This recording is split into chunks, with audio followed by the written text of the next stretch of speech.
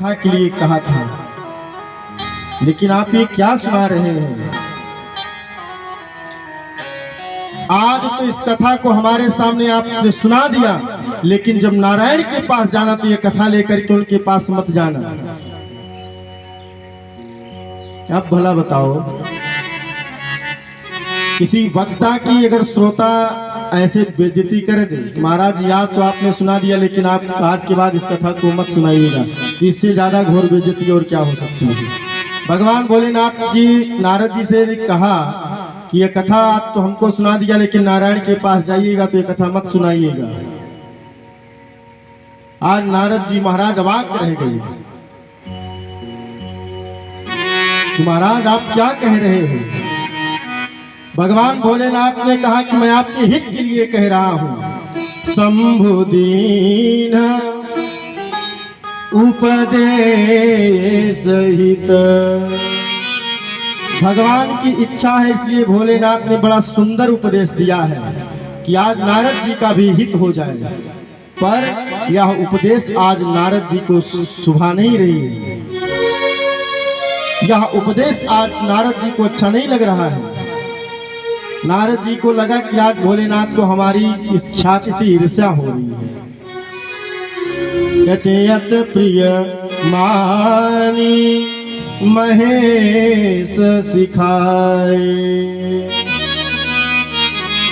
नारद जी ने सोचा कि आज हमारी इतनी ख्याति बढ़ रही है तो भगवान भोलेनाथ को हमारी इस ख्याति से इनको ईर्ष्या हो रही है, इसलिए कह रहे कि आज की बात सुना दिया, लेकिन नारायण को मत सुनाइएगा, और मैं सुनाऊंगा जरूर। जबकि भोलेनाथ ने सोचा कि नारद जी का परम हित हो जाएगा, लेकिन आज यह शिक्षा नारद जी को अच्छी नहीं लग रही है। नारद जी ने सोचा कि मैं तो भगवान नारायण को ही सुनाने जा रहा था, पर भोलेनाथ ने कहा कि नारद जी भूल कर भी इस बात की चर्चा मत करना नारायण के पास।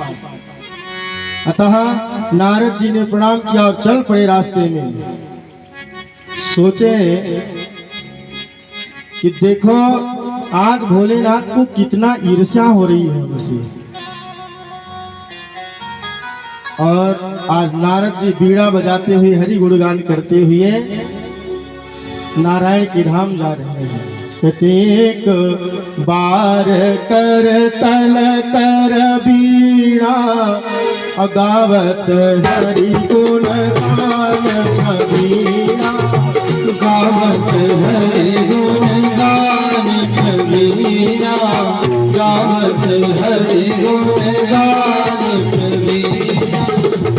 गोस्वामी तुलसीदास जी महाराज के चौपाइयों में एक शब्द में रहस्य छिपा हुआ है। आज भगवान गोस्वामी तुलसीदास जी महाराज नारद जी को गान प्रवीणा की उपाधि दे रहे हैं। भक्तों, गान उपाधि की प्रवीणा दे रहे हैं, ज्ञान की नहीं, वैराग्य की नहीं दे रहे हैं, ज्ञान की नहीं दे रहे हैं। आज उनको दे रहे हैं किसकी उपाधि?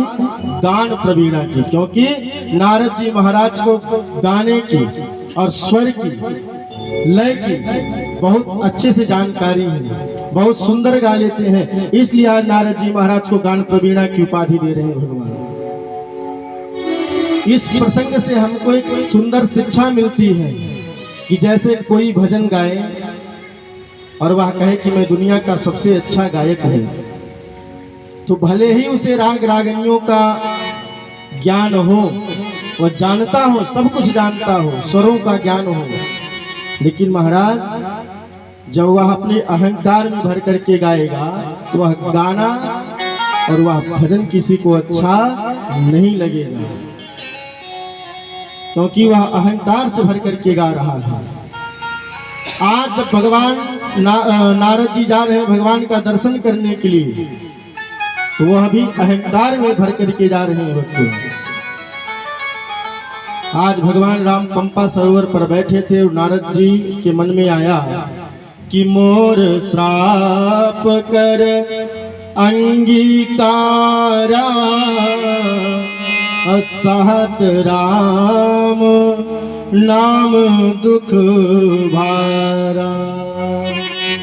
भगवान का दर्शन करना चाहिए। और जैसे ही नारद जी दर्शन करने आए, वहां गोस्वामी दास जी ने लिखा है कि गावत राम चरित मृदुबाणी। कहते भगवान का दर्शन गए करने तो गए हैं, लेकिन वे आज प्रेम में नहीं गा रहे हैं भक्तों। आज वो अहंकार में भर करके गा रहे हैं। इसलिए गोस्वामी तुलसीदास जी ने उनको आज ज्ञान की नहीं, वैराग्य की नहीं, ज्ञान प्रवीणा की उपाधि दिया है। भगवान कहते हैं,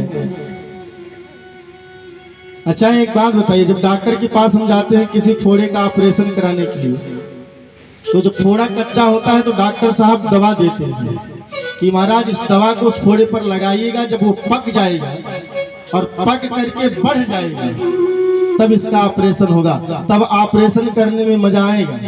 लेकिन यदि उसी कच्चे फोड़े को अगर ऑपरेशन कर दिया जाए तो कितना कष्ट होगा उसको। आज वही भगवान भी कर रहे हैं कि नारद जी महाराज को कह रहे हैं कि तुम खूब पक जाओ, पहले जितना अहंकार करना हो कर लो, ये सारा अहंकार सारा घमंड में एक क्षण में दूर करूंगा, लेकिन अभी जितना पक सकूं उतना पक लो। और जब अहंकार तुम्हारा